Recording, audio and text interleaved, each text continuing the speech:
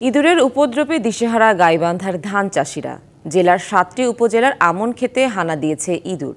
শত শত একর জমির ফসল কেটে সাবার করেছে প্রাণীটি। ফাঁদ সহ প্রচলিত পদ্ধতিগুলো ব্যবহার করেও থামানো যাচ্ছে না উপদ্রব। তাতে এবার ফসল ঘরে তোলা নিয়েই শঙ্কায় চাষিরা। গাইবান্ধার বিস্তীর্ণ মাঠে এখন সবুজের সমারোহ। কৃষকের যত্নে গাছ থেকে বেরিয়ে আসছে ধানের শীষ। কিন্তু এই সময় কৃষকের সোনালী ফসলে আঘাত এনেছে ইঁদুর। পুরো জেলার আমন খেতেই এবার বেড়েছে ইঁদুরের উপদ্রব। শত শত একর জমির ধান কেটে নষ্ট করছে প্রাণীটি।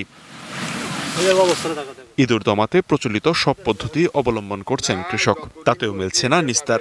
রয়েছে কৃষি বিভাগ থেকেও সহযোগিতা না পাওয়ার অভিযোগ। সানবিট সব দিবে সামাল। সানবিট ম্যাজিক প্রেস ডিশওয়াশিং এর মাথা ঘোরানো সলিউশন। জল ধরে প্রতিদিন কাটতে ফিরে এখন পছন্দ হচ্ছে। তাহলে কৃষক মানুষ কিভাবে বাঁচবে?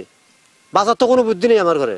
ওষুধের দোকান থেকে ওষুধ কিনে ব্যবহার করছি, খাওয়ানোর জন্য দিছি, ভিঁড় দিছি, আও করছি, যেটাই করছি ওটাই করছি, কোনো রেজাল্ট হয়নি। হাত দানা করছি, করে এটা আবাদ করছি, সে টাকা তো উঠবে না এভাবে কাটলে। কৃষি অফিসাররা এখনো আসিয়ে কোনো পরামর্শ করা নাই বা এখনো আসো নাই। খালি আমি নয়, আমার এলাকাতে সাথে যতগুলি লোক গেছিল, একদিন দুদিন করে গেছিল, কিন্তু ওখানে আমরা আসে নাই এখানে।